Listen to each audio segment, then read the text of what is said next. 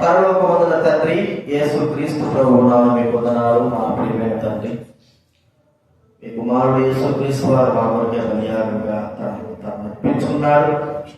చనిపోయి సమాజం తిరిగి లేచి మాకు పాప విమోచన కలిగించి మోక్ష రాజ్య ప్రవేశం మాకు అనుగ్రహించినందుకు ఇది నాన్న మిమ్మల్ని స్తుతించి మహిమపరచిన తండ్రి, మీ ఆజ్ఞ మేరకు ప్రతి మనుషులు తను పరీక్షించుకొని అలాగూ చేసి ఆ రొట్టె ఆ పాత్రలో త్రాగాలి.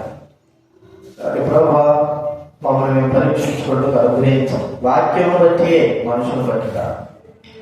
వాక్యం ఏమైనదో, ఆ వాక్యం ఏమి మాకు సెలవిస్తున్నదో దాన్ని మేము గ్రహించడానికి సహాయం చేయడానికి ఆలోచించాం. కృతజ్ఞతమైన స్థుతులు చెల్లిస్తున్నాం. యేసు నామమున కావాల్సిన తీసుకురండి, చూపించాం. మొదలా తెలుస్తున్నాం. ప్రభు యేసు నామమున ప్రార్థించి అడిగడుచున్నాం తండ్రి.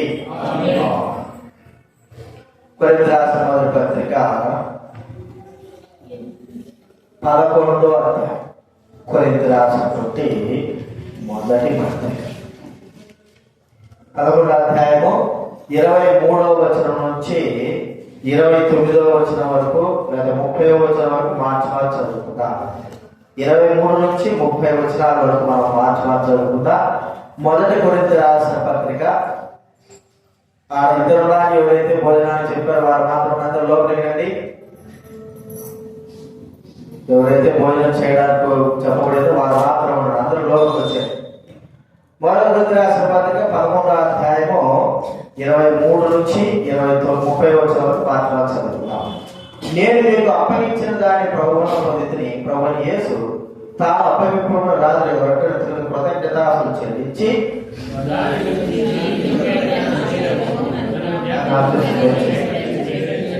ఆ ప్రకారం భోజనమైపోయిన పాత్ర ఎత్తుకొని ఈ పాత్ర నా రక్తం వలన మీరు దీనిలోని త్రాగునప్పుడల్లా నన్ను జ్ఞాపకం చేసుకుంటాగా నేను చేయడం చెప్పాను.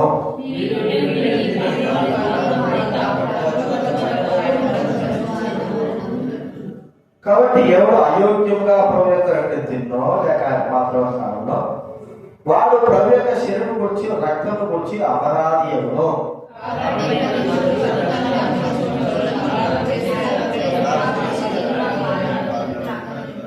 ప్రభు శరీరం వివేచింపక తిని త్రాగువాడు తన శిక్షానికి గెలవునికే తిని త్రాగుతున్నాడు.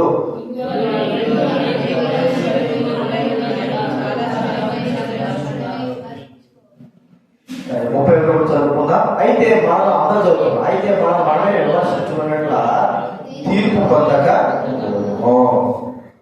అలాగే 119వ కీర్తన 91వ వచనం. కీర్తన 119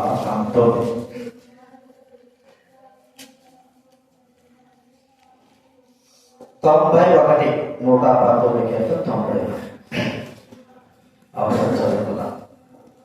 కీర్తన గ్రంథం 119 కీర్తన 91. సమస్తము నీకు సేవ చేయుచున్నవి కావున నీ నిర్ణయము చొప్పున అవి నేటికి స్థిరపడి ఉన్నవి. మనం పరీక్షించుకోవాలి. ప్రభు శ్రమిస్తా. ప్రతి మనుషుడు పరీక్షించుకోవాలి. నన్ను నువ్వు పరీక్షించడానికి వీలేదు, నేను పరీక్షించుకోవడానికి. ఒకవేళ పరీక్షించాలంటే మనము ఏ విషయంలో అయితే సరిగా ఉన్నామో ఆ విషయంలో పరీక్షించడానికి ఉండాలి. కానీ మా ఇతరులను పరీక్షించుకునేంత సామర్థ్యం కలిగిన వారు కాదు. కాబట్టి మనం ఇక్కడ చూస్తున్నాం, ఏ విషయంలో మనం పరీక్షించుకోవాలా, దేవుడు ఏ విషయంలో పరీక్షించుకోమంటున్నాడు. ప్రతి మనుషులు పరీక్షించుకోవాలి. పరీక్షించుకోకుండా చేసి మనమే నష్టం తెచ్చుకుంటున్నాం. అనేకమైన సార్లు మనమే నష్టానికి కారణంలో ఉంటున్నాం. ఇది నా ప్రభు మీకు వాక్యం మాతో మాట్లాడడం ఏంటంటే, సమస్తమును నీకు ఏం చేస్తున్నాయండి? సేవ చేస్తాయి. సేవ చేయడం విషయంలో మనం పరీక్షించుకోవాలి. సేవ చేయడం అంటే అర్థం ఏంటి? సేవ అంటే మనం అనుకుంటాము ఒక కింద బానిసత్వము, లేకపోతే బానిసగా బ్రతకాల, వారికి సేవ చేయాలనుకుంటాం. అయితే అది లోక సంబంధంగా మొదటి విషయమే. అలాంటి సేవ మనం చెప్పుకోవచ్చు. కానీ దేవుడి విషయంలో సేవ అనేది ఎంతో గొప్ప పని. అది ఏదైనా కావచ్చు. దేవుని సేవించడము దేవునికి కలిగిన వాటిని, దేవునికి కలిగిన వారిని సేవించడం అనేది భూలోకంలో ఇవ్వబడినటువంటి ఆధిక్యతల్లో ఒకటి. రోజుల్లో పక్షింగాలు చెప్పేవాడు ఏంటంటే, మరి దైవ సేవకు వచ్చే వారికి చెప్పేవాడంటే, ఏమిటి మీ ఆధిక్యత ఏమిటి, మరి ఎందుకు మీరు దేవుని పాస్టర్ గారు చేస్తున్నారంటే, మా ఆధిక్యత దేవుని సేవించడం. భూలోకంలో అందరికంటే గొప్పవాడు దేవుడు, ఆయన సేవించడమే మాకు గొప్ప ఆధిక్యత. అంతకు మించి ఉద్యోగం కానీ, ఆధిక్యత కానీ, గౌరవం కానీ పెద్దది ఏం లేదు. అదే గొప్పది అని చెప్పేవారు. నిజంగా మనందరూ కూడా దేవుని సేవించడానికి అర్హత కలిగిన వారమే. నాకు అర్హత లేదు అని చెప్పుకోవడానికి కాదు, దేవుడు అర్హత ఇచ్చాడు. ఒకవేళ మనము పరీక్షించుకుంటే నాకు అర్హత లేదండి, నేను చేసిన తప్పులకి, నేను చేసిన పాపాలు దేవుడు సేవించడానికి అర్హత లేదు అనుకుంటే మంచిదే. కానీ మరోసారి కూడా దేవుడు సేవించే అవకాశం దేవుడు మనకి ఇస్తున్నాడు. ఇది గొప్ప అర్హత, భాగ్యం. అది ఇక్కడ మనం చూస్తున్న మాట ఏంటంటే, సమస్తం ఏం చేస్తున్నాయంట? ఆయన సేవ చేస్తున్నాడు. సమస్తం అంటే ప్రజలేనా? మనం సేవ చేయకపోతే లోకంలో ఉన్నటువంటి సృష్టి సేవ చేయదంటామా? ప్రతి ఒక్కటి కూడా ఆయనకు మనం గర్వాన్ని బట్టి, అహంకారాన్ని బట్టి, డబ్బును బట్టి, లేదా మనకు కలిగింది ఏదో ఒక ఉన్నత స్థాయిని బట్టి మనం సేవ చేయలేము. కానీ లోకంలో ఉన్నటువంటి జంతువులు, పక్షులు, చెట్లు, మరి జలచరాలు, ఆకాశ పక్షులు, పురుగులతో సహా ఏం చేస్తున్నాయి? ప్రభువును సేవిస్తుంటున్నాయి. ప్రభువును సేవించడం అంటే అర్థం ఏంటంటే, ఆయన ఏమైతే చెబుతున్నాడో వాటిని తప్పకుండా చేయడమే వాటి పని. అదే సేవ, ప్రభువును సేవించడం. అవి సమస్తము ఒకటి కాదు, సమస్తం. ఇది సేవ చేయలేదు అని చెప్పడానికి లేదు. అన్ని కూడా దేవునికి సేవ చేస్తూ హృదయపూర్వకంగా సేవ చేస్తున్నాయి. మళ్ళాగా సగం చేసేది, మళ్ళాగా సగం వదిలిపెట్టిపోయేది, లేదా వాళ్ళు చేస్తే నేను చేస్తానని చెప్పేది, ఇలాంటివి కాదు. అవి దేవుడు వాటికి ఏమైతే నిర్ణయించాడో, ఏమైతే చేయాలని ఉద్దేశించాడో, ఏదైతే దేవుని ద్వారా ఆజ్ఞాపింపబడిందో ఆ దేవుని మాటే వింటున్నాడు. ఈ సమస్త సృష్టి సాతాను మాట ఉందో, పక్షులు, జంతువులు, మా పుట్టలు ఇవన్నీ కూడా దేవుని మాట వినవు. ఎవరి మాట ఉంటాయి? కేవలము దేవుని మాట ఉంటాయి. మానవుడే సాతాను మాట వింటాడు, మనుషుల మాట వింటాడు, లోకంలో వారి మాట వింటాడు. కానీ దేవుని మాట లేకపోతున్నాడు, దేవుని సేవించలేకపోతున్నాడు. లోకంలో మరి జీవితాంతం కూడా లోకంలో మనం సేవిస్తూనే ఉంటాం. లోకాన్ని సేవిస్తాం, లోక ప్రజలు సేవిస్తాం, మనకి ఇష్టమైన వారిని సేవిస్తాం, మరి డబ్బుని సేవిస్తాం, మరి ఉన్నత స్థితి అధికారాన్ని సేవిస్తాం, ఇంటిని సేవిస్తాం. కానీ దేవుడి దగ్గరకు వచ్చేలాగా మన మాట ఏమైపోతుందంటే, నేను సేవ చేయను అని చెబుతా ఉంటాం. చూడండి, అన్నిటినీ మనం సేవిస్తాం, కానీ దేవుడి దగ్గరకు వచ్చేలాగా మాట మనం ఉపయోగిస్తాం. చూడండి, యిర్మీయా గ్రంథం 2వ అధ్యాయం, యిర్మీయా గ్రంథం 2వ అధ్యాయము 20వ వచనం చదవటం. పూర్వకాలం నుండి నేను విరగొట్టి తెంపివేసి నేను సేవ చేయనని చెప్పుచున్నావు. ఏంటంటే, పూర్వకాలం నీ కార్యం విడగొట్టి నీ బంధకాలను నేను తెంపితే, నేను విముక్తులు చేస్తే నువ్వేం చేస్తున్నావు? నేను సేవ చేయను అంటున్నావు. ఇశ్రాయేలు గురించి వాడడం చూస్తా ఉన్నా. సరే, పలుపులమైన వారు పలుపు రీతిలో వారు సేవించారు. సేవించినప్పుడు దేవుడు మాట్లాడాడు, లోకంలో ఉన్న వారిని సేవించేదానికి నన్ను సేవించేదానికి గల తేడా ఒక మాట చూడండి. దినవృత్తాంతాల గ్రంథం 2వ దినవృత్తాంతాల గ్రంథం 12వ అధ్యాయం. 2వ దినవృత్తాంతాల బైబిల్ ముందు నుంచి 349 12వ అధ్యాయం 8వ వచనం. అయితే నన్ను సేవించుటకును భూరాజులకు దాసులైనటకును ఎంత భేదం ఉన్నదో వారు తెలుసుకున్నట్లు, వారు అతనికి నన్ను సేవించడానికి, భూరాజులను దాసులై ఉండడానికి ఎంత భేదం ఉందో అని తెలుసుకోవాలంటే వారిని ఏం చేశాడు?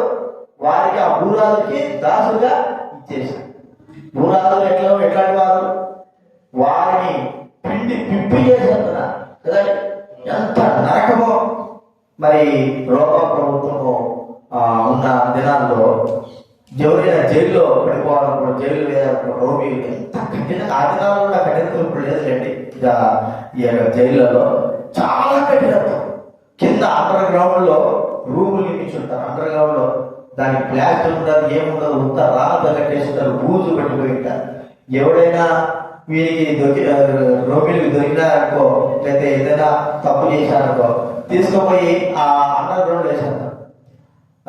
పెద్ద ఇనప గేట్ ఉండాలి, లోపల నీళ్ళుండవు, ఏముండవు. మరి వాళ్ళకి అన్నం కట్టబెడతారో. ఒకసారి ఒక వీడియో చూశాను, అన్ని 10 రూములు 15 రూములు కాకుండా అన్నిటి ఇనప గేట్లు ఉంటాయి. లోపల చచ్చిపోయిన వారు ఎముకలతో అంటే అస్థిపంజరాలతో అంటే ఉన్నారు, చచ్చిపోయి అంటే ఉన్నారు. అంత దాసత్వం అంటే అంత భయంకరమైనటువంటి పరిస్థితి ఉంది. అంటే లోకంలో ఉన్న వారిని సేవించడానికి దేవుని సేవించడానికి ఎంత భేదం. లోకంలో మనము సేవిస్తున్నాం కదా, ఇప్పుడు కూడా కొంతమంది లోకాన్ని సేవిస్తా ఉన్నారు. లోక కార్యాలు, లోక విషయాలు మనం సేవిస్తా ఉంటాం. ఇప్పుడు లోకంలో ఉన్న వారిని సేవించేదానికి, దేవుని సేవించడానికి లోకంలో ఉన్న వారిని సేవిస్తే ఎలాంటి పరిస్థితి చూడండి. మొదటి సమయం కదా బైబిల్ పక్కన సెల్ ఫోన్ మీరు సెల్ ఫోన్ వాడద్దు దయచేసి. ఇక్కడ పెట్టండి, రేపు వారం చేయట అనంతపూర్లో యూత్ క్యాంప్ జరుగుతా. ఇక్కడ అందరూ పక్కన పెట్టచ్చట. అనంతపూర్లో యూత్ క్యాంప్ జరుగుతా. అనంతపూర్ వెంకటేశ్వర గారు పాంప్లెట్ లో ఒక పత్రిక ఇచ్చాడు. ఏమని ఇచ్చాడంటే మీకు ఆశ్చర్యం అవుతుంది, అసలు మీరు మందిరానికి కూడా రాదు. ఏమి ఇచ్చాడంటే గడ్డం పెంచుకునే వాళ్ళు నిజంగా చెప్పేది, గడ్డం పెంచుకునే వాళ్ళు మందిరానికి రాకూడదు. యూత్ క్యాంప్ మీరు రావాల్సిన అవసరం లేదు పెట్టి. రెండవదిగా మీ సెల్ ఫోన్ అసలు మందిరంలో కనపడకూడదు. ఏం కనపడదు, అస్సలు కనపడకూడదు. వచ్చే వాళ్ళు ఎక్కడ పంపించారు ఇంకేంటారు బాగా చేతులకి తాళ్ళు వీళ్ళు కట్టుకున్నట్టు ఒక్కడు కూడా రాకూడదు. ఎవరు రాకూడదు అంటే విశ్వాసమైన పిల్లలు, దేవుడు ఎరిగారు. ఇది నేను అనౌన్స్మెంట్ ఫిబ్రవరిలో దొరుకుతాక నాకే ఆశ్చర్యం. ఆయన ఇంత కఠినంగా ఉంటుంది, ఇంత కఠినంగా మనం పెడితే ఉంటామా? కాబట్టి గడ్డం పెంచుకున్న వాళ్ళు ఇంకోటి సెల్ ఫోన్ మందిరంలో అసలు తీసుకొని రాకూడదు. అంతే, ఒకటే ఒక రూల్. వచ్చిన తర్వాత మళ్ళా బయటికి పోకూడదు, తాగుతున్నాం. ఎవడైతే వచ్చాడో వాడు చచ్చాడు, ఆడి తలుపు తాళ వేసేసేది. కాబట్టి నిజంగానే అలాంటి క్రమం ఉంటే మనం మందిరానికి వస్తామా? కాబట్టి అది అందుకే జాగ్రత్త. మా దైవమంత్రం ఉన్నప్పుడు దైవమంత్రమే ఉండాలి. రెండోది ఏం చెప్పారు? మొదటి సమయం గ్రంథం 30 అధ్యాయం. అంటే దేవుడు సేవించే వారికి మనుషులు సేవించే వారు ఉన్న భేదం ఏమిటి, మనం ఎవరు సేవిస్తున్నాం అన్నదాన్ని గుర్తుగా 30 అధ్యాయము 11వ వచనం చదవండి. పొలంలో ఒక ఐగుప్తుడు కనబడెను. తోడులో వచ్చి వాడు 3 రాత్రి పగలు అన్నపానం లేని పుచ్చుకొని తెచ్చుకొని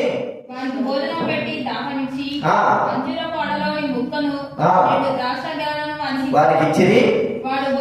వారు భోజనం చేసిన తర్వాత నువ్వు ఏ దేశం వాడవు? అందుకు వాడు 3 దినముల క్రిందట నేను కాయగా పడగా నా యజమానుడు నన్ను విడిచిపెట్టిపోయాడు.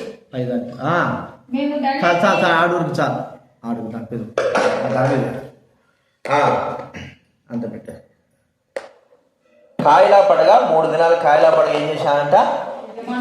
యజమానుడు విడిచిపెట్టి వెళ్ళిపోయాడు. ఏంటంటే యజమానుడు కొనుక్కున్నాడు కదా, ఏదో బాగలేదని మాకు పెడితే ఆ బాగలేనటువంటి బాగలేదని పడిపోయాడు అనుకో, తీసుకుని వెళ్ళాలి. అయితే యజమానుడు సత్య నాకెందుకు రాడు ఆయన అనుకొని ఏం చేశాడో చెప్పండి, వాళ్ళ బారేసి అదే వెళ్ళిపోయాడు. చూడండి, మరి ఇన్ని దినాలుగా సేవిస్తూ ఉన్నాడు కదా తన యజమానుని. మరి ఈయనకు దయాదాక్షిణాలు ఉన్నాయా అంటే లేవు. లోకంలో ఉన్న వారికి దయాదాక్షిణాలు ఏమి ఉండవు. అని వదిలిపెట్టేసి వెళ్ళిపోయాడు. అయ్యో పాపం కూడా లేదు. ఇన్ని రోజులు నా దగ్గర సేవ చేస్తున్నాడు కదా, లేనే లేవు.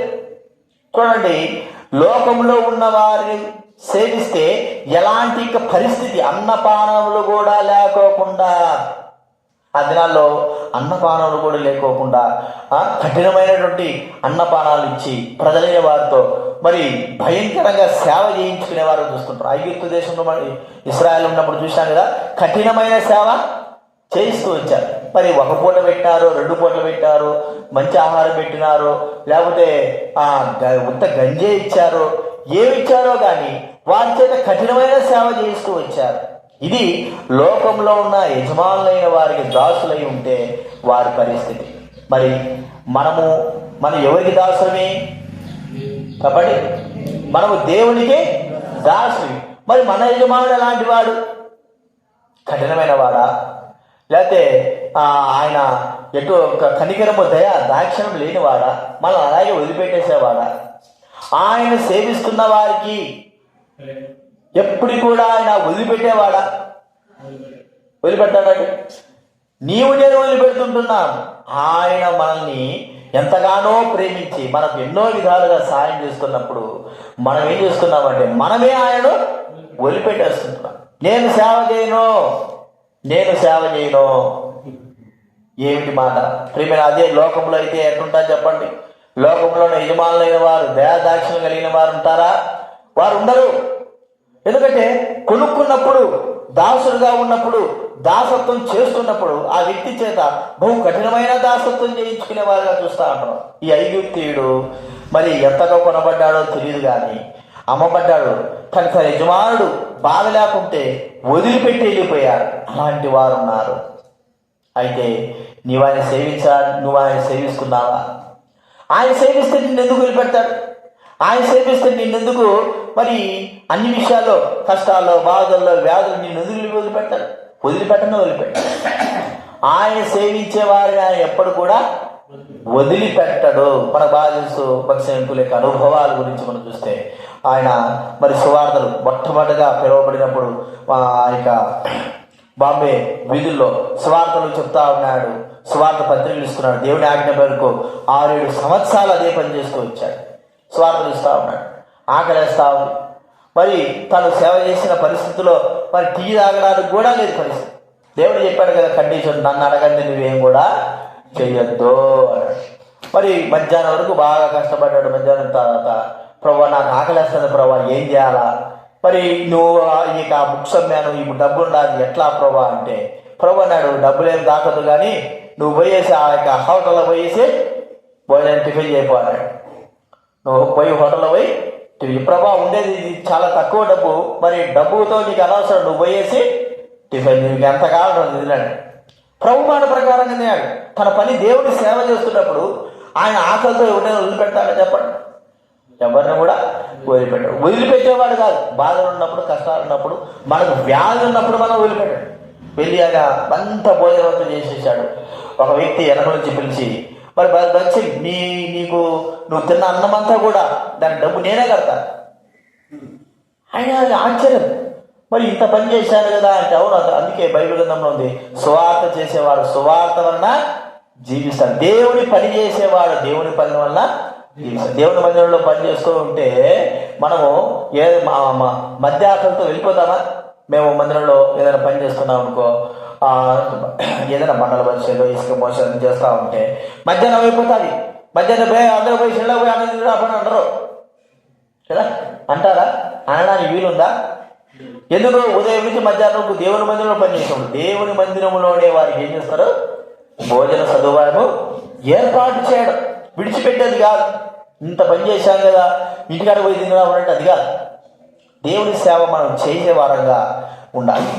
ఒకవేళ ఇవ్వకపోయినా పర్వాలేదు, ఇచ్చినా పర్వాలేదు, తృప్తి, నా దేవుని సేవ నేను చేస్తున్నాను, నా యజమానిని సేవిస్తున్నాను. నా యజమానుడు, మన యజమానుడు ఎవరండి? దేవుడు అండి. ఎవరు? యేసు ప్రభు. మన యజమానుడు ఎవరు? యేసు ప్రభువే. ఆయన నేను సేవిస్తున్నప్పుడు ఆకలున్నా, బాధున్నా, వేదున్నా, శ్రమలున్నా, ఏమున్నా నాకేం సంబంధం లేదు, కానీ నేను ఆయనను సేవిస్తూ ఆ తృప్తి. ఈ ఐగుప్తుడు తన యజమానుని సేవిస్తూ ఉంటే కనికరము దయ లేకుండా ఏం చేశాడు? వదిలిపెట్టాడు. మన మన మన మన యజమానుడు ఎలాంటి వాడు?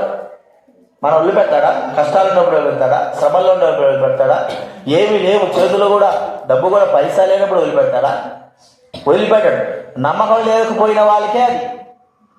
ఆయన సేవిస్తున్న వారికి ఎప్పుడు కూడా ఆయన వదిలిపెట్టేవాడు కానే కాదు.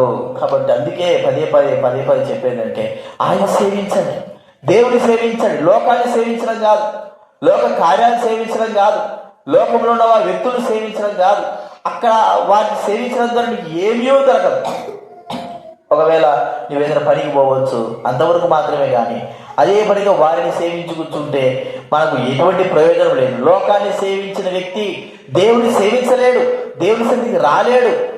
ఆ వ్యక్తి నశించిపోయే స్థితిలో ఉంటాడని మనం చూస్తాం. కాబట్టి గుర్తించుకుందాం, ఐగుప్తీయుడు తాను తన యజమాని సేవిస్తే తన యజమాని వదిలిపెట్టి వెళ్ళిపోయాడు. అది మనం గుర్తించాం. రెండవది మనం చూస్తూ ఉంటే ఇశ్రాయేలు, అది ఇక్కడ చూసినాం కదా. ఇశ్రాయేలు ఏం చేస్తూ వచ్చారు? మరి మొదటి రాజుల గ్రంథం 12వ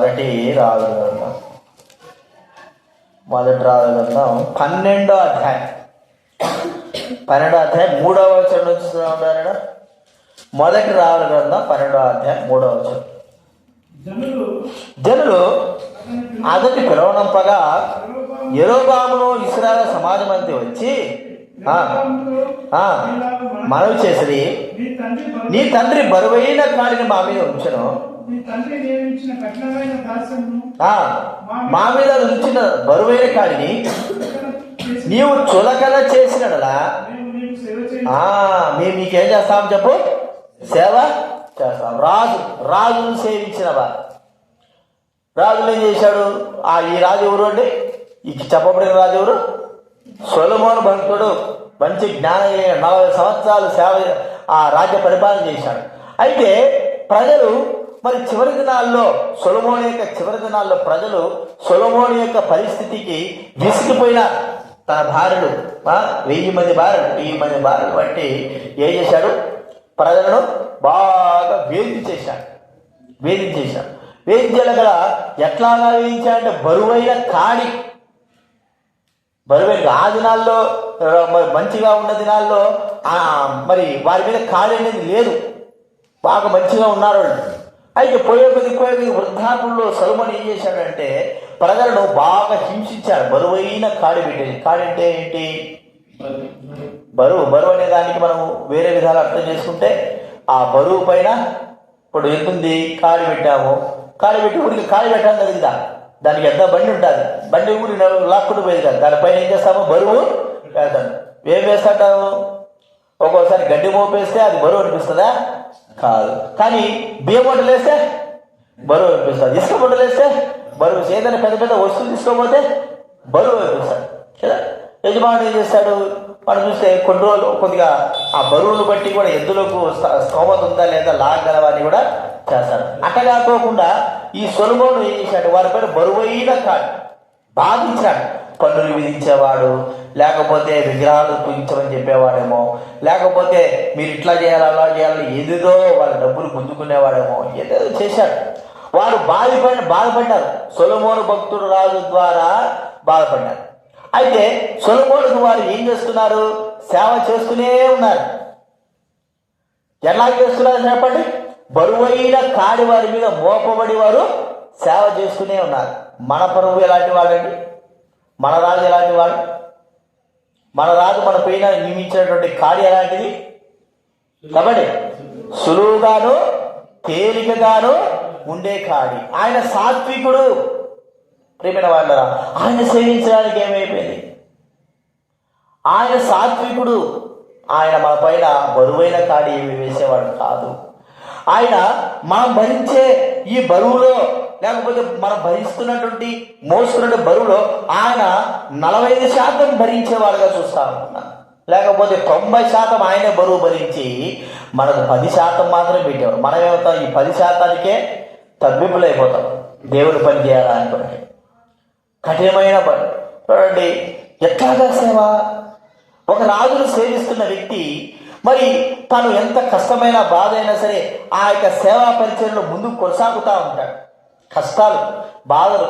ఒక యజమానుడు, నా యజమానుడు ఇట్లా బాధపడుతున్నాడండి, మనకు అది ప్రాముఖ్యం కాదు. కానీ కోవిడ్కి పోయింది అనుకో, దుబాయ్ పరిసర ప్రాంతాల్లో, ఈ ఆంధ్రప్రదేశ్ నుంచి, ఇంకా బంగ్లాదేశ్ నుంచి, పాకిస్తాన్ నుంచి, ఆ ప్రాంతాల నుంచి వారు ఏం చేస్తారు? ఇళ్లలో పనిచేయడానికి వెళ్తారు.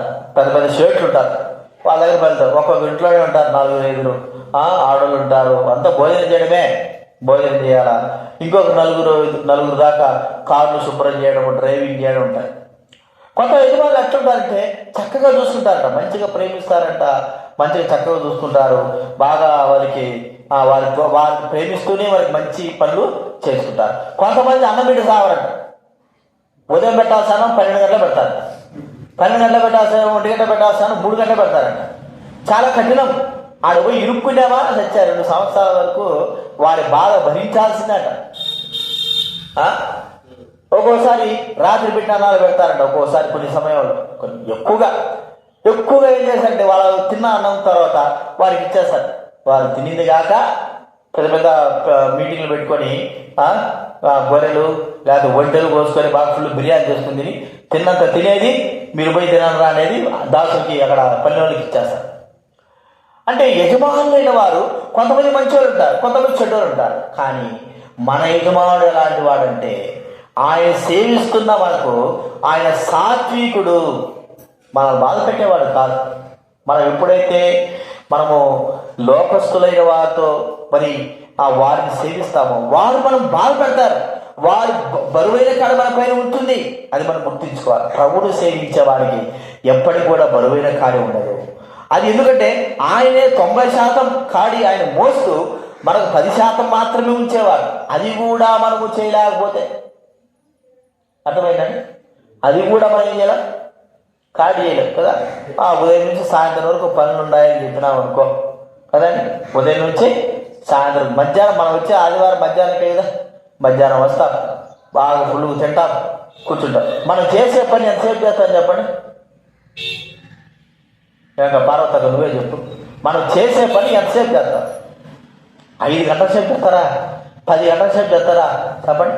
1 గంట చూడండి, 1 గంట చూడంగానే ఒక్కొక్కరికి ఇంటి మీద బిగుతా అంటారు. ఒకరు చెప్పులు వేసుకుంటారు, ఒకరు పేపర్ పట్టుకుంటారు, ఒకరు పిల్లలు పట్టుకుంటారు, ఒకరు కవర్లు పట్టుకుంటారు. ఎప్పుడెప్పుడా అని అంటారు. అంటే అంత బరువు అయిపోతుందా దేవుని సేవా పరిచయం అంటే? సాయంత్రం 5 గంటల వరకు ఎవరు పోవడానికి వీలు లేదు అన్నప్పుడు 5 గంటల వరకు ఉన్నవారు ఎవరు చెప్పండి చేయకండి. నేను ఎన్నిసార్లు చెప్పలేదు మీకు, చెప్పినాను లేదా? 5 గంటల వరకు ఉండాలా అన్నప్పుడు మీరు 5 గంటల వరకు ఉండి సేవ చేసిన వారు, పరిచయం చేసిన వారు ఎంతమంది చెప్పండి? లేదు, 3 గంటలకు అది ఎక్కువ, ఇంకా ఎక్కువ అంటే 4, ఇంకా దానికి మించదు కానీ అప్పుడు కాలు ఇక చిరతపుల్లాగా పరిగెత్తాంటాయి. కాలు దాని ప్రమేయం లేకుండా వెళ్ళిపోతా ఉంటాయి. పాస్టర్ ఎప్పుడెప్పుడు పక్క పోతాడా, లేకపోతే ఎప్పుడు బాత్రూమ్ పోతాడా, ఎప్పుడు మందిరంలో పోతాడా, చలో చాలు అంతేనా? ఎట్లా పరిస్థితి అండి? దేవుని సేవించడం అంటే ఏమిటి? ఎంతగా సేవిస్తున్నాం? అదే ఉదయం మొదలుకొని సాయంత్రం ఇంట్లో పని చేయమని చెప్పు, నీ ఇంట్లో పని చేయమని చెప్పు, పని చేయకుండా ఉంటావా? ఒకవేళ దాసులుగా ఇళ్లలో పనిచేస్తూ ఉంటారు, అక్కడికి వెళ్ళిన వారు ఉదయం మొదలుకొని సాయంత్రం ఇంతవరకు మనం కుదుర్చుకున్న తర్వాత అక్కడ పని చేయకుండా ఉంటావా?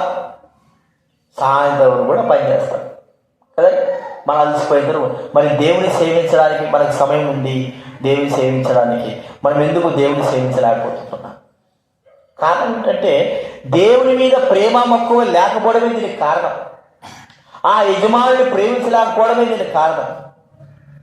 ఎందుకు యజమానుని ప్రేమించలేకపోతున్నామంటే నువ్వు లోకంలో ఉన్న యజమానుని ప్రేమిస్తున్నావు.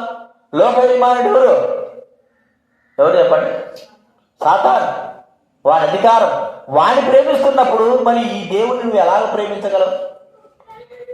మనం ప్రేమించే ఇప్పుడు చూడండి, మధ్యాహ్నం అయిపోతేనే అందరు పని చేయాలా, ఈ పని చేయాలంటే ఎంతమంది ఎన్ని విధాలు వెళ్ళిపోతారో చూద్దాం. ఇది మనది కాదు, నేను సేవించలేను, నా వల్ల కాదు, నేను సేవ చేయలేను, ఇంట్లో సేవ చేస్తాను బావా, బయట సేవ చేస్తాను, అన్ని సేవ చేస్తాను, కానీ నేను ఈ సేవ చేయలేను, నా వల్ల కాదు. అలాంటి వారికి దేవుడు ఆశ్రయించాడు. అందుకే సమస్తం సేవ చేస్తుంది. బుద్ధి కలగడానికి కొరకే మనకు దేవుడు వాక్యములు రాయించి పెట్టాడు. కుక్కలు, పందులు, నక్కలు, పక్షులు, చేపలు, గడ్డి, వృక్షాలు అన్నీ సేవ చేస్తున్నాయి. నువ్వు మాత్రమే సేవ చేయవు. ఏం చూసుకొని మనము ఇంత గర్వం మనకు? ఒక ఐగుప్తుడు చూస్తే మరి వాడు తన యజమాని సేవిస్తే వాడు మరి అక్కడెక్కడో పడిపోతే సత్య సావరాన్ని పంపించేశాడు. ఇశ్రాయేలు చూసేటట్టున్నారు వీళ్ళు. ఆ యొక్క సొలొమోను భక్తుడు ఇక ఆ కింద నలిగిపోయి ఉన్నారు. ఎన్ని సంవత్సరాలు నలిగినారో అట్టే సేవ చేస్తానంటారు. చచ్చిపోయిన సేవ చేశారు. ఇన్ని సంవత్సరాలు సొలొమోను చచ్చిపోయిన వరకు కూడా సేవ చేస్తేనే ఉన్నారు. వారి పరిస్థితి ఏమిటి? ప్రియమైన వాళ్ళరా, ఇది మనం చూస్తున్నాం. మూడవ చూస్తే మరి ఇశ్రాయేలు కానాను రాజు ఒక వ్యక్తి చూడండి, ఒక మాట చూస్తే న్యాయాధిపతులు అంటే మానవుణ్ణి సేవించే విషయంలో మనము మానవుని సేవిస్తున్నప్పుడు మనకు వస్తున్న శ్రమలు ఏమిటి, దేవుని సేవిస్తున్నప్పుడు మనకు వస్తున్నటువంటి విషయాలు ఏమిటి గుర్తించుకుందాం. 4వ అధ్యాయం న్యాయాధిపతులు 4వ అధ్యాయము 2-3 చదవండి ఎవరైనా. న్యాయాధిపతులు 4వ అధ్యాయం 2-3, 2వ వచనం 3వ వచనం. యెహోవా హాసోరులో 7 కానాను రాజైన యాబీను చేతికి వారిని అప్పగించను. అతని సేనాధిపతి అన్యుల హరోషెతులో నివసించిన సీసెరా అతనికి 900 ఇనుప రథములు ఉండెను. అతడు 20 సంవత్సరములు ఇశ్రాయేలుని కఠినమైన బాధ పెట్టగా ఇశ్రాయేలు యెహోవాకు మనం ఎట పెట్టాడంటే సీసెరా కఠినంగా సేవిస్తారా లేదా? నేను సేవించినట్టే కొర్రాలకు కొట్టించడమే, మర్యాదగా సేవించాలా, మేము చెప్పింది చెయ్యాలా, కట్టెల వరకు నీళ్ళు పోయి అంతేనా, ఊర్లోంచి నీళ్ళు తీసుకురా, గుర్రాలకి గడ్డి, గుర్రాల పేడతో ఇంకేది మా గొర్రెల కాయ, ఇవన్నీ కూడా ఎవరిని ఇశ్రాయేలుని కఠినంగా సరే అంటే సేవ చేస్తే ఏమైనా మంచిగా అన్నం పెడతారా అంటే మంచిగా అన్నం ఏమి పెట్టేది. ఫస్ట్ చనిపోయేది, ఒకరోజు పెడితే మరొక రోజు పెట్టేది. అట్లా కఠినంగా సేవ చేయించేవారుగా ఉన్నారు. దేవుని సేవ చేసి దేవుడు మంచిగా వారికి ఏం చేశాడు చెప్పండి? పైనుంచి ఆకాశం నుంచి మన్నాను కురిపించినాడు, నేను జీవజలను ఇచ్చాడు, ఎన్నో కూరేళ్ళు ఇచ్చాడు. ఇన్ని చేస్తా ఉంటే వీళ్ళకి ఏమైపోయింది చెప్పాలి? తినింది అరక్క అంతే కదా, పెట్టింది బాగా తిని అరక్క ఏం చేశారు? దేవుణ్ణి మరిచిపోయినారు. మాకొద్దు నీవో, మాకొద్దు, మేము తగ్గించుకుంటేనే మాట వింటాం, లేదా తినమంట. అర్థమైనా? ఒక సామెత ఉంది చూసారా, కొత్తగా పెళ్ళైన పెళ్లి కూతురు పడుకోందట. 1 రోజు పడుకో, 2 రోజులు పడుకునిందంట, 3 రోజులు పడుకునిందంట. అల్లుడు ఫోన్ చేశాడు అత్తకి, ఏందత్త నీ కూతురు లేదు, రోజు ఊరికే 8-9 వరకు పడుకుంటుంది ఎట్ట అంటే, అయ్యా ఒకటి ఉందా స్వామి, చీపరి కడికి తిరిగే సంతేనే లేదు అమ్మాయి, నువ్వు ఎందుకు తనలేదు 2 రోజులకు తెలీదా అంటే, ఆ సూత్రం మాకు తెలియదే అంటే, మరి మనసులో 9 వరకు పడుకుంటా ఉంది, చీపరి కడికి తిరిగేసి తంతే అప్పుడు లేచి పని చేస్తున్నాడు. అర్థమైందా మీకు? అంతేగాని మానవుడు ఏం చేయడు. ఇప్పుడు ఇదే జరిగింది. బాగా మంచిగా పెడతా ఉంటే మటన్ మాంసం పెడతా ఉంటే ఏం చేశారు? దేవుణ్ణి మర్చిపోయి ఇష్టమచ్చి చేశారు. ఈ సీసర్ అనేవాడు ఏం చేశాడు? కఠినంగా బాధ పెట్టాడు. మటన్ ఎట్ట పోయిందో, దోసకాయలు ఎట్ట పోయినాయో, కీరకాయలు ఎట్ట పోయినాయో, మన్నా ఎట్ట పోయిందో పాపం. వారికి తాగడానికి నీళ్ళు కూడా లేవు. ఇప్పుడు చదువుతారా? నాకు నీళ్ళు లేదే దేవుడు అంటారా? అబ్బ చెప్పైతే వాళ్ళు తెక్క వదిలించినారు. పాపం ఆ దెబ్బకి మరి ఆ దేవుని సేవిస్తే బాగుండేది. దేవుని మర్యాదపూర్వకంగా అడుక్కునింటే ఆయన మంచి భోజనం పెట్టేవాడు, మంచిగా మాంసం ఇచ్చేవాడు, కీరకాయలు దొరకాయలు అన్నీ ఇచ్చేవాడు ఆయన, మంచి శ్రేష్టమైన తినేటోడు. ఇప్పుడు వీళ్ళు ఏం చేస్తారు ఏమో చెప్పలేము. కఠినమైన బాధ అంటే ఎట్టుంటా చెప్పండి? అన్నం తినేస్తారు, తినేసి ఇంగ్లీష్ రాకులు ఏం చేస్తారు? తింటే తిను, సాగు అంటారు. వీడికి ఆకలితో ఏం చేస్తాడు? తినాల్సిందే. కుక్కకేతల్లా అటే భయంకరంగా బాధ పెట్టారు, కఠినమైన బాధ పెట్టారు సార్, బుద్ధి వచ్చేటట్టు.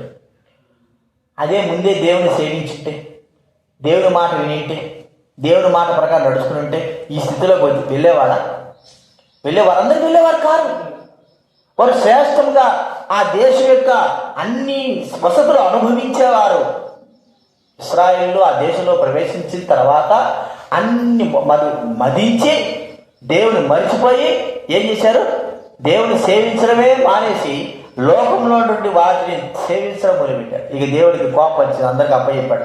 ఒక్కోడు ఒక రీతిలో వాళ్ళకి తాట తీశారంట. తాట తీస్తారని చూసినావా? తాట తీసేస్తే అప్పటికి వచ్చింది వాళ్ళకి బుద్ధి. వరే దేవుడిని సేవిస్తే మనకు ఎంత కష్టపడతా ఉంటారో, మన వాళ్ళు ఎంత బాధపడతా ఉంటారో, అయినా మనం ప్రభువుని సేవించలేకపోతుంటున్నాం. కుటుంబంలో ఏ శ్రమలు, కుటుంబంలో మరి ఏదైనా కొనాలనుకున్నా లేదు చేయాలనుకున్నా ఏమి కూడా ఉండదు. మరి ఈ గత్యంతరం ఏమిటి? ఎందుకు? దేవుని నువ్వు సేవిస్తే నీకు సమృద్ధి ఇవ్వడా? దేవుని సేవిస్తే నీకు ఎక్కడ ఆకలి లేకుండా చేస్తాడు. ప్రియమైన వారలారా, దేవుని సేవించినటువంటి కానాను రాజుకు అప్పచెప్పేశాడు. సార్ కఠినంగా దంచినాడు, బాగా దంచేశాడు. అప్పుడు వచ్చింది, ఒరే నా యజమాడు, పాత యజమాడు ఎవరు? దేవుడే పాత యజమాడు. ఆయన మంచిగా చూసుకుంటున్నాడు. ఆయన మీ దగ్గరకు వచ్చి ఏం చేశాము? వీడికి వచ్చి వీడ కఠినం ఎక్కడికైనా లేస్తే తంతనాడు, కూర్చుంటే తంతనాడు యజమాడు. అర్థమైందా? అప్పుడు ఆ యజమానుని బాధ పెట్టినాం మనము. ఇప్పుడు ఈ యజమాను, లోక యజమాను మనం ఏం చేస్తున్నాడు? భయంకరంగా బాధపడతాడు. బుద్ధి ఇచ్చి ఆ స్థితిలోకి మనం రాదు. దేవుని సేవించాలి. దేవుని సేవించడం గొప్ప సంగతి. అది మనకు ఎంతో ఆధిక్యత. అందుకే దేవుడు మా ఇళ్ళ మధ్య మందిరాలు ఉన్నప్పుడు, చుట్టూ దైవ మందిరం ఉన్నప్పుడు అందరూ కొంతమంది సేవించేవారు. ఎలాగంటే ప్రతిరోజు వారు దేవుడి మందిరానికి వచ్చి ఊడ్చడము, అది ఒక అలవాటు. వారు వారు ఊడ్చేసి అంత శుభ్రం చేసిన తర్వాత దేవుడి మందిరానికి వెళ్ళడం, అది పనులకు వెళ్ళడం, లేకపోతే సాయంత్రం వచ్చిన తర్వాత దేవుడి సేవ పరిచర్యలు చేసుకోవడం, అంటూ అలవాటుగా వారు భావించేవారు. అలవాటు చేసుకున్నారు కూడా. అది గొప్ప ఆధిక్యత. మన ఇళ్లలో మన పనులను ఉపయోగించుకోవాలంటే మనం మందిరానికి రమ్మంటేనే మన పనులను ముగించుకోవడానికే కష్టం, ఒలుబరు కదండి. ప్రార్థన మీటింగ్ రమ్మంటే ఏం చేస్తాం చెప్పండి? అన్ని ముగించి ఆడ ప్రార్థన అయిపోయాక మనం పోతాం. అదే పెళ్ళిళ్ళకి పేరంటాలకు పోమని చెప్పు. ఉదయం 5 గంటలకి పెళ్ళి ఉండిందంటే 7 గంటలకు పోయి ఉంటాం వాడికి. మరుసటి రోజు ముందు రోజు పోతాం కదా. పెళ్ళి 5 గంటలకి ఉంటే ముందు రోజుకే పోయేస్తాం. కాబట్టి మనం గుర్తించుకోవాలా, మనం ప్రభువును సేవిస్తున్నాం. తర్వాత ఇంకో మనం చూస్తే అపోస్తలుల కార్యాలు 7వ అధ్యాయము 42వ వచనం. అపోస్తలుల కార్యాలు 7:42 చదవండి ఎవరైనా. 7వ అధ్యాయం 42వ వచనం నేను చదువుతాను, మీకు కనపడదు. అందుకు దేవుడు వారికి విముఖుడై ఆకాశ సైన్యమును సేవించుటకు. ఆకాశ సైన్యం సేవించడం అంటే అర్థం ఏంటి? అంధకారనాథులు అంటే సాతాను యొక్క మరి దూతలు, వాటిని సేవించడానికి ఏం చేశాడు? వదిలిపెట్టేశాడు. నన్నెట్టా సేవించడం లేదు కదా. సాతాను ఏమంటాడు? అయ్యా నిన్నెట్టా వీళ్ళు సేవించడం లేదండి, ఇప్పుడు నన్నన్నా సేవించడానికి వారికి సమయం ఇవ్వండి అంటే పో వదిలిపెట్టేశాడు. ఆకాశ సమూహములను సేవించేవారుగా. ఆకాశ సమూహములు అంటే దయ్యాలను సేవించేటువంటి ఆ అర్హత ఏమిటి? దయ్యాల యొక్క పరిస్థితి ఏమిటి? వాటిని సేవిస్తున్నాం, వాటికంటే దాసులు అయిపోతుంటున్నాం, వాటి చెప్పిన మాట వింటున్నాం. దయ్యము దేవుని మందిరానికి రాయకుండా లోకంలో ప్రవేశించి లోకంలో తిరగడానికి ఏం చేస్తాం? మనకు విశాలత చూపిస్తుంది. చూడు, ఈ దేవుడి మందిరం పోతే ఏముంటుంది? నీకు ఇరుకే. అది నన్ను సేవిస్తే ఈ లోకమంతా నీకే. వేసుకోవద్దు అన్నది కదా, నాకు ఒక్కసారి నువ్వేం చేయాలా? మొరుక్కో, నేను నీకేం చేస్తాను? ఈ లోకానంతా ఇచ్చేస్తా. ఆకాశ సమూహంలో అంధకారనాథులు, వాటి క్రియలు అనుసరిస్తుంటున్నామా?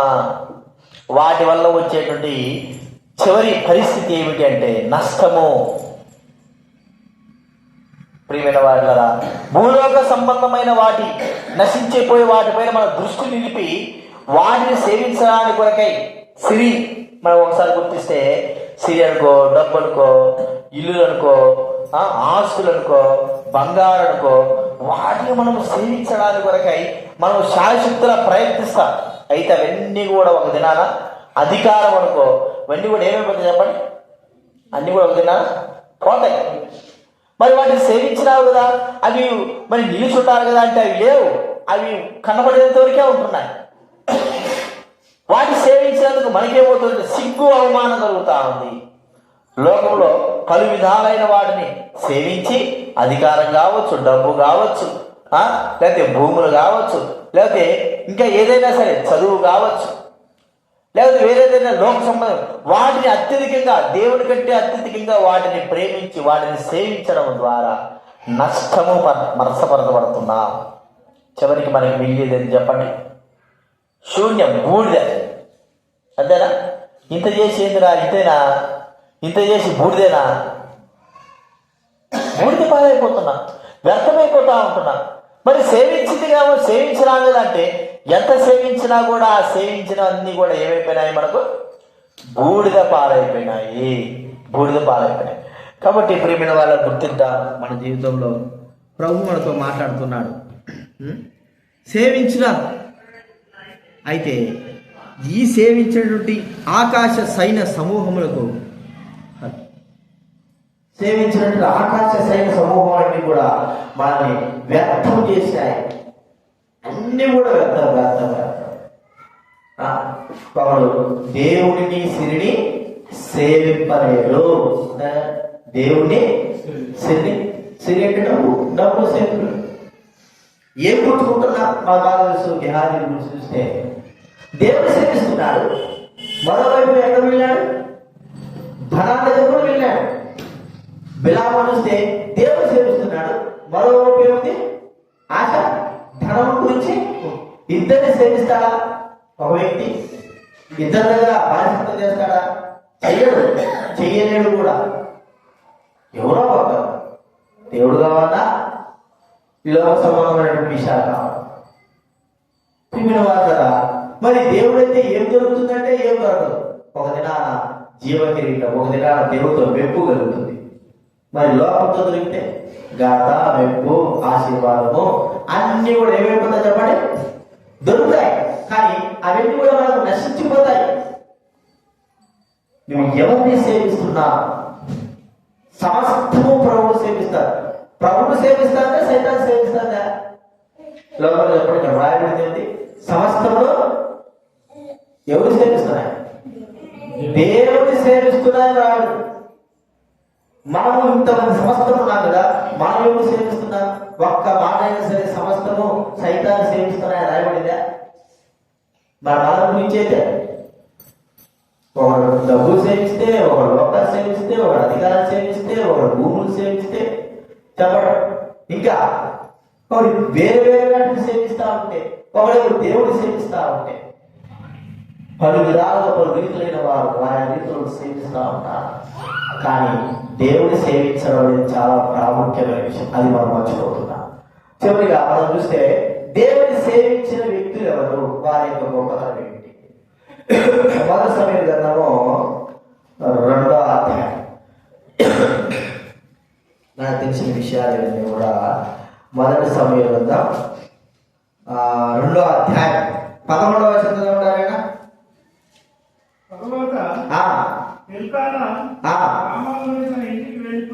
రామాలో తన ఇంటికి వెళ్ళిపోయాడు.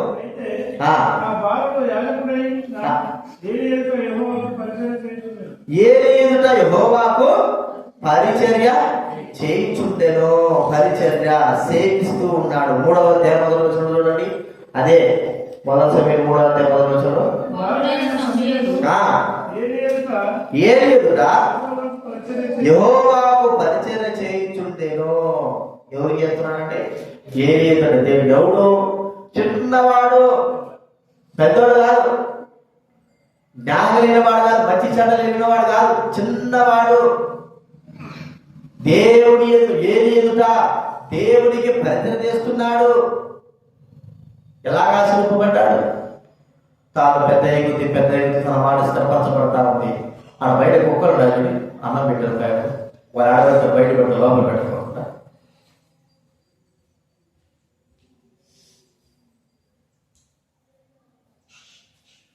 కాబట్టి ఏలీ ఎదుట మరి సమూయేలు పరిచయం చేస్తూ ఏమైపోయినాడంటే ఒక గొప్ప ప్రవక్తగా తీర్చబడ్డాడు. అతని మాట స్థిరపరచబడింది. అది మనం గుర్తించుకోవాలా. మనము దేవుని సేవించడం ద్వారా ఏమైనా పోగొట్టుకుంటామంటే ఏమి పోగొట్టు. చిన్నప్పటి నుంచి దేవుని సేవిస్తే ఏం పోగొట్టుకున్నాడు సమూయేలు? ఏమైనా పోగొట్టుకున్నాడా? పోగొట్టుకున్నాడు. ఎవరు పోగొట్టుకున్నాడు?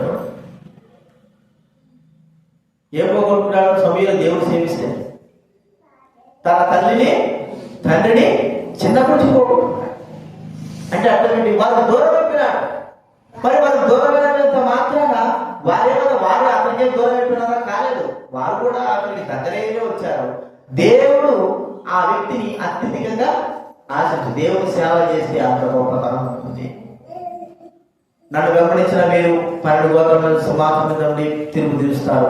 అంత మాత్రం కాదు, ఎవడైతే నా ద్వారా అందరూ ఊరుకుంటాడో పరలోకంలో 2 అంతలుగా వాడికి నేను అనుగ్రహిస్తానని చెప్పాడు. ఏది కూడా దేవుడిని సేవిస్తే మనం ఏది కూడా పోగొట్టుకోలేమో. కాబట్టి సమూయేలు ఒక గొప్ప ప్రవక్తకి స్థిరపడ్డాడు. మనం చూస్తే హెబ్రీ పత్రిక 9వ అధ్యాయంలో చూస్తే హెబ్రీ పత్రిక 9వ అధ్యాయం 14 వస్తుంది. హెబ్రీ పత్రిక 9వ అధ్యాయం.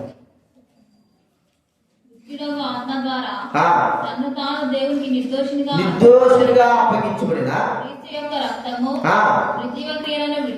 నిర్జీవ క్రియను విడిచి జీవంగల దేవుడు సేవించడం మీ మనస్సాక్షిని ఎంతో ఎక్కువగా శుద్ధి. జీవంగల దేవుడు సేవించడానికి ఆయన రక్తం చేత కడగబడిన మనమందరం కూడా ఆ జీవంగల దేవుడిని సేవించడానికి కొరకే మనం ఏం చేస్తున్నట ఎంతో ఎక్కువగా శుద్ధి చేస్తూ ఉంటారు. దానియేలు శద్రక్ మేషక్ అబేద్నెగో గురించి చెప్పడం మాట ఏంటంటే, శద్రక్ మేషక్ అబేద్నెగో ఆ యొక్క అగ్నిలో పడిపోయినారు. వేసేసారు అగ్నిలో. దాగుంటాడు. నిత్యం మీరు సేవిస్తున్నారు, ఆ దేవుడు మిమ్మల్ని రక్షించాడు. మీరు సేవించిన దేవుడు మిమ్మల్ని ఆ అగ్ని నుండి కాపాడుతూ వచ్చారు. ప్రియమైన వారుగా ఎంత ప్రమాదం! ఏమైనా పోగొట్టుకున్నారా అంటే వారి ప్రాణాలు కూడా వారు పోగొట్టుకోలేదు. దేవుడిని సేవించడం ద్వారా. దేవుడిని సేవిస్తే మన ప్రాణం పోగొట్టుకోవాలి, మా ప్రాణగండం అనుకుంటాం. కానీ దేవుడిని సేవించడం ద్వారా మనం ఏమి కూడా పోగొట్టుకోం. దాని గురించి ఆలోచిస్తే సింహాలు బోలు వేసేసాడు. రాదంటున్నాడు, నువ్వు నిత్యము సేవిస్తున్నావు కదా, నీ దేవుడు నేను రక్షించాడా అంటే, మనము నిత్యము సేవించే ఆ దేవుడు తను ఏం చేశాడు? రక్షించాడు. సింహాలను మోయించాడు. మరి మన విషయమై మనం సేవిస్తే ఆయన కాపాడా, భద్రపరచడా, చూసుకోవడా, మన చుట్టూ కంచె వేయడా, మన బిడ్డలు కాపాడా, మనకు ఆరోగ్యం ఇవ్వడా, మన ప్రతి అవసరత తీర్చడా, మనము ఏదైతే మనకు అవసరమో దాన్ని గుర్తి ఆయన అడిగినప్పుడు ఆయన వినడా? సేవించిన వారికే ఆయన తన కృపను చూపిస్తాడు. సేవించకపోతే ఏమి కూడా చూడండి. పెద్దవాళ్ళకి చెప్పే మాటలు మరి జయరాజన్ చూస్తుంటే జయరాజన్ ఆయన సేవించాడు. ఈ జాగ్రత్త గారు మరి చిన్న టింపు తయారు చేసి పెట్టాడు. మన హెబ్రోను హత్తులో దాంట్లో పెట్టాడు. మీరు చూసారా? ఏమని చేశాడు? ఆయన గెజిటెడ్ ఆఫీసర్ కొత్తగా మరి హెబ్రోడ్కి వచ్చినప్పుడు అక్కడ ఉన్నవారు పరిచయం చేసిన ఎవరంటే మేము ఒక గెజిటెడ్ ఆఫీసర్ అండి అన్నప్పుడు సర్లే అని ఏదో మాటలు మాట్లాడుతుంటే, అయ్యా నువ్వు దేవుడు పని చేస్తావా అంటే చేస్తా. ఏం పని చేస్తావా అన్నట్టుగా అనుకోకుండా, సరే మీరు పోయి బాత్రూంలో కడగండి మరి అంటే, అయ్యా నేను గెజిటెడ్ ఆఫీసరా, మీరు గెజిటెడ్ ఆఫీసరే, మీరు బాత్రూమ్ కడుగుదాం అని మనం కూడా ప్రజలు వస్తారు కదా వాళ్ళకి సాయం చేయాలి కదా అన్నట్టుగా అన్నాడు. సరే అసహనంతో వెళ్ళాడంట. ఒక బాత్రూమ్ కడిగినాడు. 2వ బాత్రూమ్ కడిగేదక్కడ పాట పడుతుందంట. నీ ప్రియ ప్రభుని సేవకై నువ్వు అనిపించుకొని పాట పడుతున్నాడంట. ఇద్దరాపై బాత్రూంలో కూడా వీడు బాత్రూమ్ పోతున్నాడా, బాత్రూమ్ కడుగుతున్నాడా, ఏం చేస్తున్నాడు అర్థం కాదు. సరే ఆ బాత్రూంలో పోతే అక్కడ ఎవరో కాదంట, అతనికంటే పై ఆఫీసర్ 3 గ్రేడ్ ఆఫీసర్ బాత్రూమ్ కడుగుతున్నాడంట. బాగా ఆనందంతో బాత్రూమ్ కడుగుతున్నాడు. ఇది సిగ్గుపోయింది. నేనే గ్రేడ్, నేనే ఏమంటుంది నాకు ఇచ్చినటువంటి ఈయన అడుగుతాడు. నాకేసి సుమారు 6-7 నెలలు కూడా ఆ పని చేశాడ. పోటీతో చేస్తే అప్పుడు వాళ్ళు గుర్తించి సరే మంచి ఆఫీసర్ కదా అని అప్పుడు చిన్న చిన్నగా దేవుడు పరిచయం వాడు మనకు ఆ గెజిటెడ్ ఆఫీసర్ పోస్ట్ ఉందా చెప్పండి. ఒక్క పోస్ట్ చెప్పండి. మనకు దేవుడు పని చేయమంటే ఏ పోస్టు మనకు వస్తాయి? నేనేం చేయాలన్నా కనీసం సంతకం పెట్టేది కూడా రాకపోయా పని చేయలేదు. మళ్ళా ఏం చెప్పాలి? సంతకం పెట్టేదని వస్తే అనుకోవచ్చు. గెజిటెడ్ ఆఫీసరా లేకపోతే ఏమైనా కోట్లు, వేల కోట్లు ఉన్నాయా? ఏమున్నాయి? ఏం లేవు, శూన్యం. కానీ మన గర్వం మాత్రం తనకు పైకి ఎక్కుంటారు. అహంకారం గర్వం అందరికి దేవుని పని ఎంతగా లోకేతరంగా తగ్గించుకుంటాను. ఆ పరిస్థితిని ఒక్కోసారి హైదరాబాద్లో మీరు చూడండి, లక్షాధికారులు కోటీశ్వరులు పనులు చేస్తాడు. మీరు చూడండి, ఒకసారి పోయి చూడండి, మేము సంఘాలు చూస్తా ఆ పని ఈ పని చేస్తాడు. ఇదేంద్ర ఇట్టున్నాడు, బాగా స్మూత్గా ఉన్నాడే అనుకుంటాం. అర్థమైందా? అంతెందుకు ఊరికి చెప్పేది ఆటో కుమారుడు నచ్చుగా వచ్చాడు, వాక్యం చెప్పాడు. ఆటో కుమారుడు ఇల్లు అది చూసినాడు, దుర్గాన్ని చూశాడు. అంత పెద్ద ఇల్లు అంటే అంత పెద్ద ఇల్లు. ఎప్పుడో 15 సంవత్సరాల కన్నా ఆటో 20 సంవత్సరాలు ఉన్నాడు, చిన్న ఆటో అంటే పెట్టినాడు. ఎట్లుంటాడు చెప్పండి? నా అక్కడికైతే ఒక కోటి ఇచ్చింది అనుకో, ఇక తప్పు చేస్తాడు కాబట్టి లెదర్ బూట్లు వేస్తాడు. అది కాదు బెంచ్ కారు లేకపోతే ఏదో ఒక రకమైన 10 లక్షల కారణంగా ఉందా అతను సాధారణంగా మనిషి. సున్నాకి ఎట్టున్నాడు? మీరే చెప్పండి. కుమారుడు చూశాక సున్నాకి ఎట్టున్నాడు చెప్పండి? సాధారణమైన వాడు ఉన్నాడుగా. లక్షలు ఉన్నాయి. మళ్ళీ పని చేయమని చెప్పు దేవుడి మందిరంలో.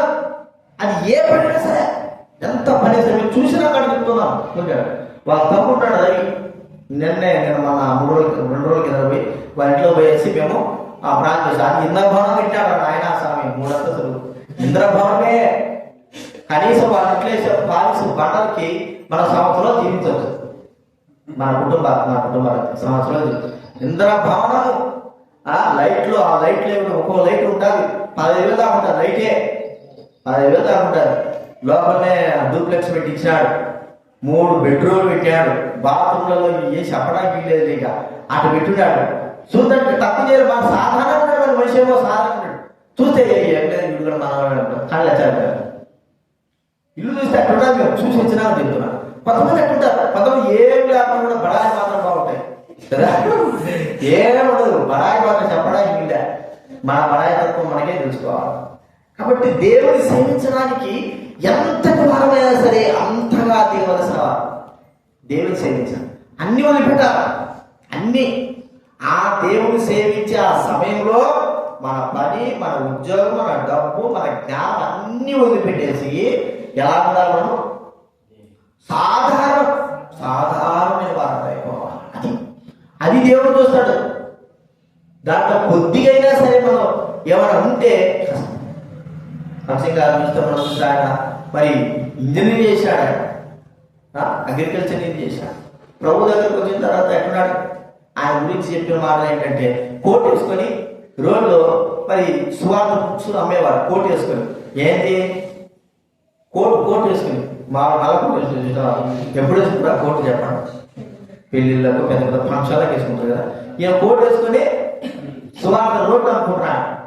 కోట్ వేసుకొని ఆ చుట్టుపక్కల అనుకుంటాడంట. కోట్ వేసుకొని ఏం చెప్పాలి పరిస్థితి అంటే దేవుడి కోసం తగ్గించుకోవడానికి ఆ స్థితిలోకి ఆయన వెళ్ళడానికి ఇష్టపడ్డాడు. ఆయన ఎంతకైనా సరే అర్థమైందా? మనము ఏ స్థితిలో ఉంటాం? నిన్న మరి బీబీఎస్కి వచ్చాను. పిల్లలందరూ పడుకోన్నారు. అందరూ వీళ్ళు కూడా పడుకుని అందరూ పడుకున్నారు. ఒక ఆమె వచ్చింది మా దగ్గర నుంచి వచ్చింది, వేరే ఆమె. ఆయనకు ఆ సదుపాయాలు లేవట్టాడు. కొన్ని మాకు లేక సపరేట్ ఇల్లు పోయి చూస్తే అది పట్టం. ఇల్లు పోయి చూస్తే ఏదది వాళ్ళ ఇల్లు పట్టం. ఈమెకి సదుపాయాలు లేవట. మేమందరం కింద పడి తెల్లాడతాం. ఆ సదుపాయాలు లేవట్టి ఎట్లా ఆలోచన ఏమన్నా పెద్ద నువ్వేమో పెద్ద లక్షాధికారిగా అయితే సుగుణం మాకు తెలుసు కదా. ఆమె మంచిగా ఉన్నామే, ఆమె కింద పడి తెల్లాడతాను అందుతో ఈమెకేమంట